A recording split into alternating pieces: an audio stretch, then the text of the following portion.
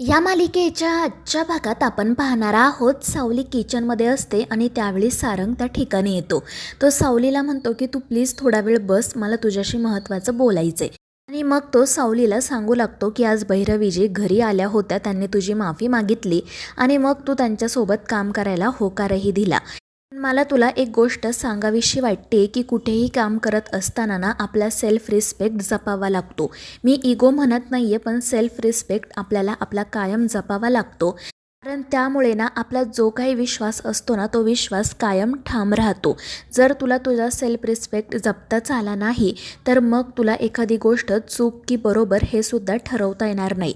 निर्णय घेताना तू अनेकदा चुकू शकतेस आणि त्याचमुळे जर आपल्यावर अन्याय होत असेल असं जर तुला वाटलं, तर लगेच त्या ठिकाणी त्याच्या विरुद्ध आवाज उठवायचा. आणि ते ऐकून सावली म्हणते की हो सारंग सर, मात्र भैरवी माईंनी आत्तापर्यंत आमच्यासाठी खूप काही केलं आहे. तर सारंग म्हणतो की हो केलं असेल ना, आणि ते मी नाकारतही नाही आहे आणि म्हणूनच मी तुला टोकाचा विरोधही करत नाही आहे. पण माझं फक्त इतकंच म्हणणं आहे की जर आता तू त्यांच्याकडे काम करत असताना त्यांनी तुला अपमानास्पद वागणूक दिली, तर तू लगेच त्यांच्याकडची नोकरी सोडायची. आणि ते ऐकून सावली फक्त हो म्हणते आणि मग सारंग तेथून जाण्यासाठी निघतो. पण सावली त्याला थांबवताना विचारते की सारंग सर, जर आपण एखाद्या माणसाला शब्द दिला असेल तर तो शब्द आपल्याला कायम पाळावा लागतो का? आणि ते ऐकून सारंग म्हणतो की हे बघ सावली, जग फक्त ब्लॅक अँड व्हाईट नसतं. या जगामध्ये इतर अनेकही रंग आहेत, पण ते सगळं जाऊ दे. मला फक्त तुला एवढंच सांगायचं आहे, तू फक्त हेच लक्षात ठेव की तू कोणाला आणि कोणत्या परिस्थितीमध्ये शब्द दिलाय हे महत्त्वाचं आहे. आणि ज्याला तू शब्द दिलाय तोच माणूस जर आता बदललेला असेल, तर मग त्या शब्दाला सुद्धा काही किंमत राहणार नाहीये. त्यामुळे ना या जगात वावरताना सतसत विवेकबुद्धीने वागावं. निर्णय घेताना परिस्थिती बघून घ्यावे, म्हणजे मग जास्त लोड येत नाही आणि मग तो तेथून निघून जातो. त्यानंतर दुसऱ्या दिवशी सारंग ऑफिसला जाण्यासाठी तयार होत असतो आणि सखदेवसुद्धा त्या ठिकाणीच असतो. तितक्यात त्याला जयंतीचा कॉल येतो. ती आनंदानेच त्याला विचारत असते की काय हो, पगार झाला की नाही? तर सखदेव म्हणतो की अगं अजून पगार नाही झाला की सांगेल मी तुला.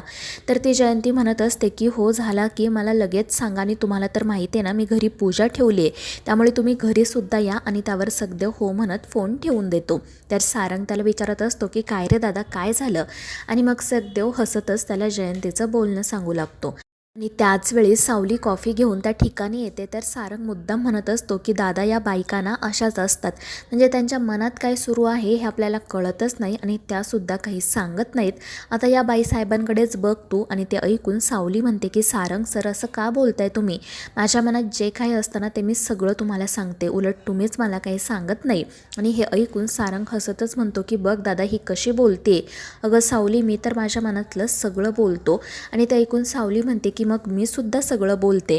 आणि त्या दोघांचा हा वाद पाहून सखदेव मात्र गालातल्या गालात हसत असतो. पण तितक्यात ऐश्वर्या त्या ठिकाणी येते आणि सारंगला सांगते की आज एका डीलसाठी मला 20 लाख रुपये कॅश हवे आहेत आणि त्याचाच रिमाइंडर देण्यासाठी मी आले होते. आणि त्यावर सारंग म्हणतो की ठीक आहे. मग ऐश्वर्या तेथून निघून जाते.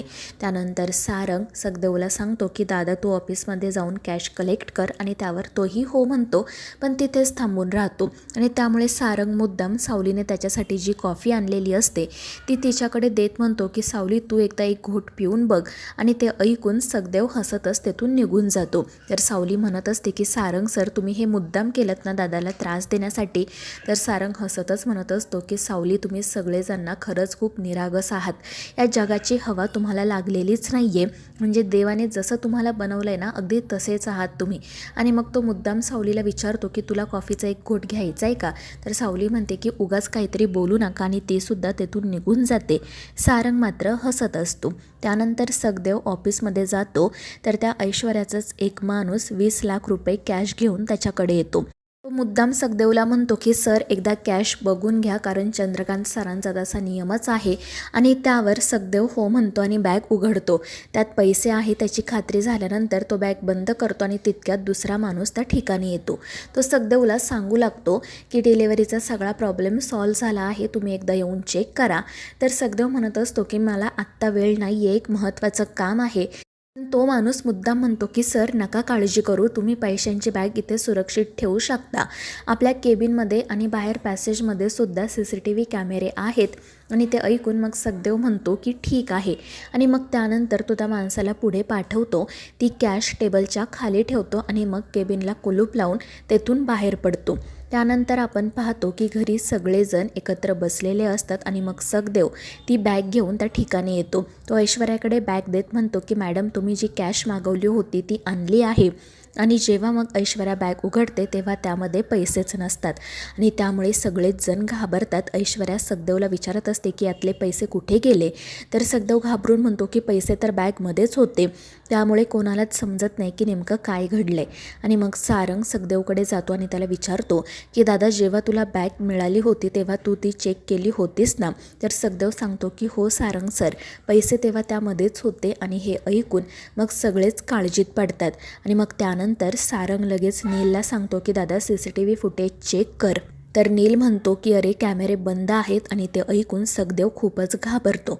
तर ऐश्वर्या एकदम कॅज्युअली म्हणत असते की ठीक आहे, काही हरकत नाही, आपण काहीतरी फिगर आउट करू. आणि ते ऐकून नील म्हणतो की अगं ऐश्वर्या तू असं कसं बोलू शकते, म्हणजे प्रश्न इथे 20 लाखांचा नाही आहे, पण चोरी झाली, उद्या अजून काही घडू शकतं.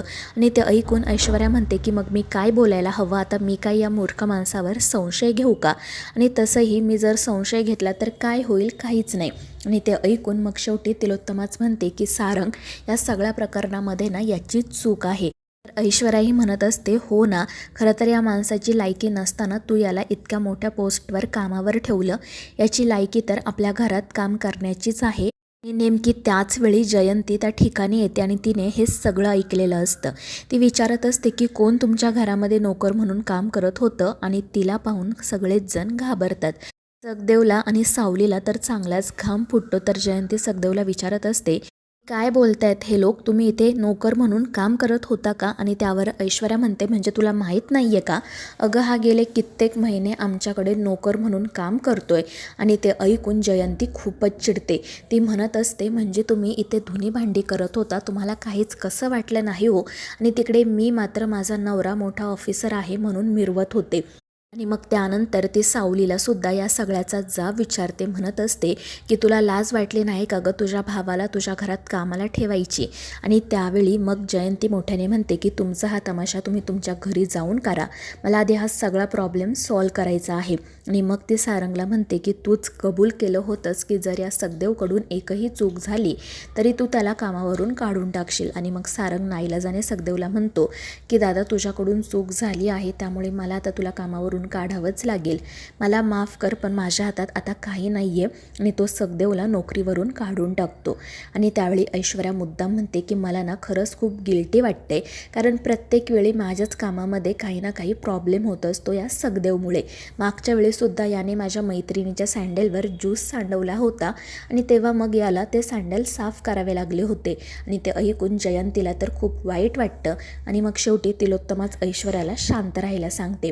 आणि मग जयंती सखदेवच्या हाताला धरूनच त्याला तेथून घेऊन जाते. सारंग आणि सावलीला मात्र वाईट वाटत असते. त्यानंतर मग अस्मी ऐश्वर्याला विचारू लागते की ऐश्वर्या मॅडम तुम्ही हे सगळं कसं मॅनेज केलं. आणि मग ऐश्वर्या तिला हसतच सगळा प्रकार सांगते. सखदेव त्याच्या केबिनमधून बाहेर पडल्यावर त्याच्याच एका माणसाने सगळे CCTV कॅमेरे बंद करून ते पैसे चोरलेले असतात. आणि मग ती हसतच अस्मीला म्हणते की त्या तिलोत्तमाला आधीच त्या सखदेवविषयी मनात राग होता आणि मी फक्त आता एक सिच्युएशन क्रिएट केली आणि त्यात ती बरोबर अडकली. आता बघ त्या मुलीच्या घरातलं कोणीही पुन्हा या घरात येणार नाही आणि मग तुझं आणि सारंगचं लवकरच लग्न होईल.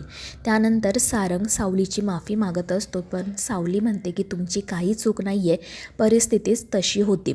आणि मग ती तिथून निघून जाते. तर अस्मी त्या ठिकाणी येते. ती सारंगसोबत मुद्दाम गोड गोड बोलायचा प्रयत्न करत असते. त्याला सांगत असते की अरे सारंग, या सगळ्या परिस्थितीचा तुझ्या मॉमला किती त्रास होतोय, तू याचा विचार करतोयस का रे. अरे जेव्हा आपलं लग्न ठरलं होतं ना तेव्हा हे घर खरंच खूप आनंदात होतं, पण तुझं आणि त्या मुलीचं लग्न झाल्यापासून ना या घरात नेहमी वादच होत आहेत. आणि या सगळ्याचा तुझ्या मॉमला किती त्रास होत असेल याचा तू कधीतरी विचार कर, त्यांच्याशी जाऊन बोल. आणि अस्मीचं हे सगळं बोलणं ऐकून सारंगही विचारात पडतो. तर मित्रांनो, या मालिकेच्या पुढील भागांच्या अपडेटसाठी आपल्या चॅनेलला सबस्क्राईब करा.